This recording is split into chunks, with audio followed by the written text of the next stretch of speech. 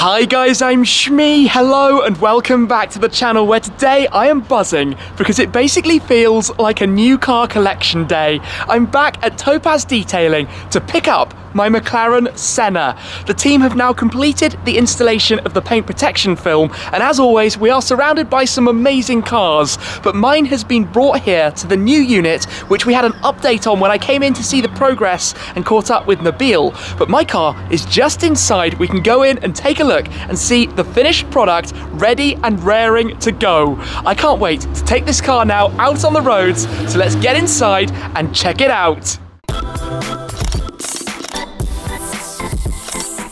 Yep, this lineup is not bad. GT3 RS, a line of 812 Superfasts. We've got a Dawn, an SLS, a Speciale, and the Senna is behind those shutters. So let's head straight inside because, well, I'm expecting this to look really pretty incredible, and I can't wait to actually get the car out on the roads and go for a drive in it now without worrying about stone chips. So let's do this.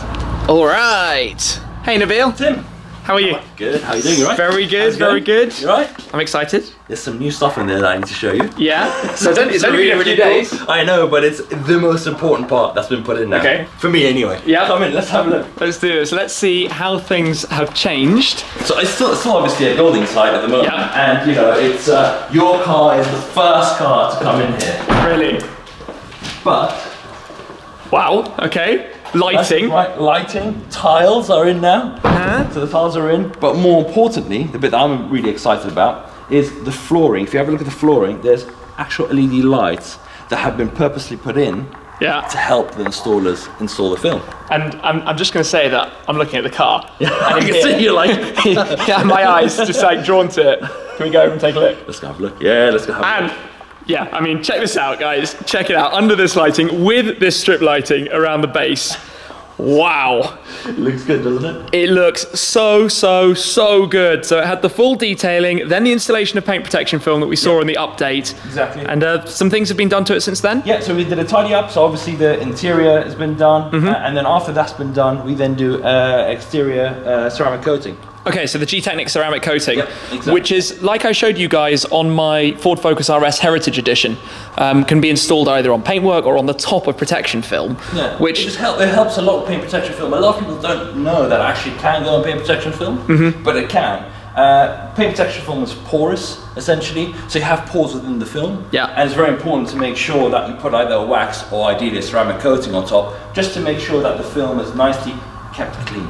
Yeah, and basically makes it easier to keep the car clean going forwards as well. Exactly, yeah. So this is the ultimate in protection, and now presented here inside your... This is going to be so cool. And this is just the downstairs. We had a good look at the upstairs I mean, in the last update. When you put all of it together, it's absolutely phenomenal. But I've got to stress, this is the first car that's been in here. The first completed car so ready. We wouldn't have put a car in here otherwise. It'll drive me mad. But you know, I had to see what it looks like underneath these Sure, lights. and I will quickly add that they did ask if we could bring the car in here, because of course it is still kind of work in progress, but for handover. Yeah. The colour, the car under these lights, MSO cerulean blue, the navy carbon. I can't say cerulean blue enough on these videos. It's a lot of fun.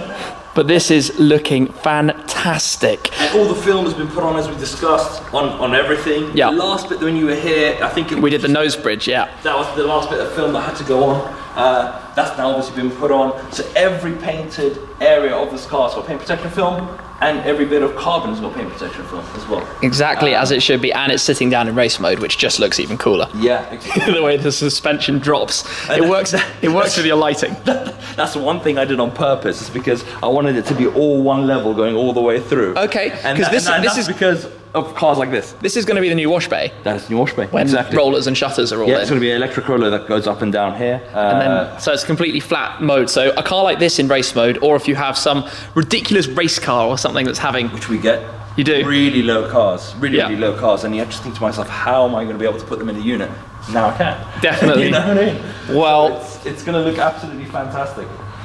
This thing is awesome. I was saying at the beginning, to me, this feels like it's picking up a new car. Because you know, at this point, I've only driven the car at like 30 miles an hour being overtaken by trucks. Yeah. and now it's actually done. It's been protected, it's been enhanced, protected. Exactly. And the future will have the maintenance. But for now, you can get in, drive, see what it's like. I can't wait, honestly. Take out race mode when you get on speed bump. Yes, yeah. Definitely. But yeah, you can get in it and just go. That's the nice thing about it. Alrighty, so we were also just quickly about the interior. The interior has been completely done as well. What kind of things are done on the inside? So obviously what we do is with all the fabrics, we obviously put a coating on them just to make sure that there's nothing that, if you have any wet shoes or anything else that goes inside, it doesn't damage any of the carpets. Obviously, so there aren't many fabrics inside there. There isn't many fabrics inside here. But then with the paint protection film side of things, we obviously have put all the carbon here. And we showed how it was around the seat as well. And all the seat there on the other side as well. But it just gives you a nice bit of protection on there. But it's ready to rock and roll. Yeah, it's literally perfect. Brand new. All right then, I think that means it's going to be time to fire it up, take it outside, and for me to get to take it out for a drive. Enjoy. It is time then to take the car out, so let's hear it starting up and coming into life. Oh yeah, 4 litre twin turbo V8. Car is still in race mode at the moment to be taken out, but it looks oh so good when it's down on the ground like this in race mode.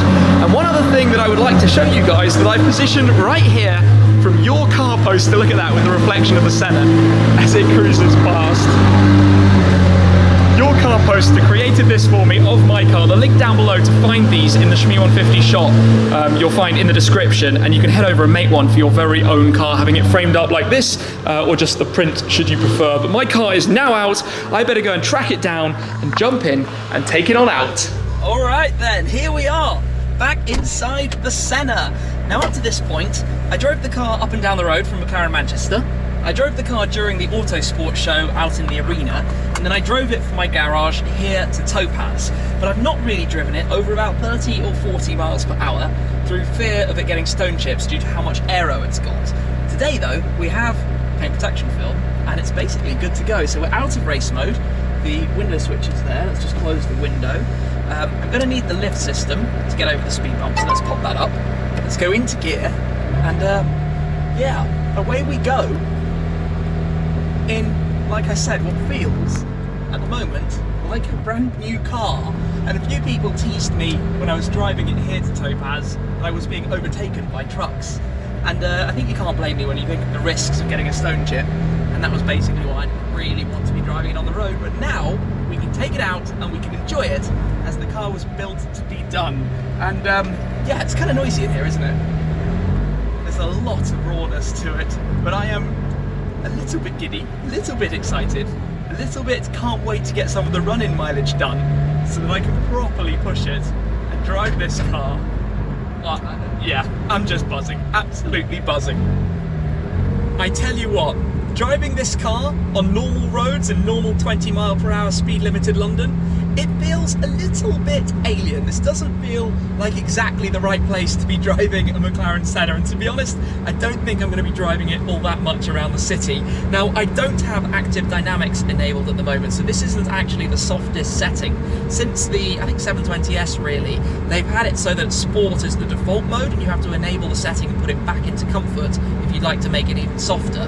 But like this, it's actually surprisingly okay, unless you hit a really, really bumpy road. The only problem is that I wish I could put my foot down a little bit harder than literally crawling along at 20 miles per hour. But hey, that's the city for you. It's the least exciting place in the world to be driving a car like this. Anywho, what I have noticed is that everybody else, cars, drivers, pedestrians, looks at this thing. It is not very discreet. You're not going to be hiding driving a Senna around the centre of the city. But I've got a couple of errands to run today, and I figured, why not just drive the car, get a little bit more familiar with it, get used to it. And we've got a small bump here, but I'm going to put the lift system up anyway. Just better to be safe than to be sorry. No, I think that would have been fine. I don't actually know how low that front splitter is. Obviously, I don't have experience or familiarity with it at this stage. I've never yet hit it on anything, fortunately. Oh, we're back into 30 miles per hour. Wonderful. Let's put the lift system back down. I don't think we're going to need it anywhere up here.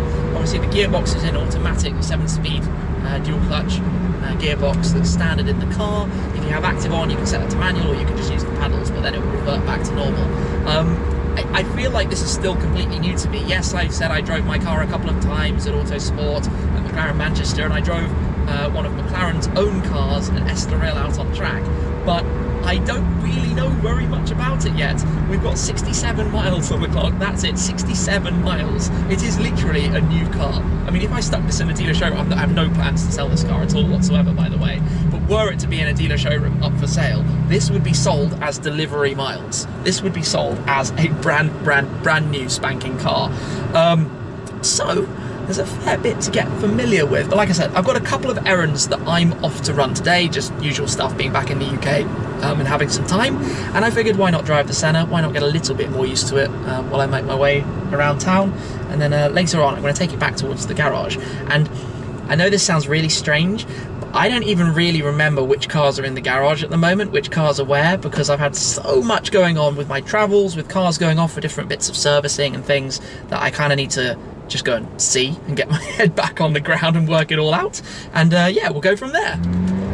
All of the noises that you hear, it's actually really quite worrying. You're just thinking about every stone flicking up. Thank goodness for PPF, and thank goodness for doubled up PPF in the vulnerable areas of the car as well.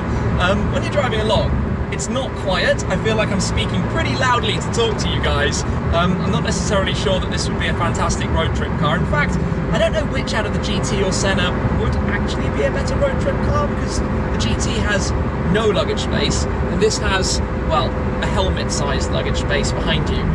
In any case, it's going to be a tedious run-in process. Just got to get some miles on it, get it all warmed.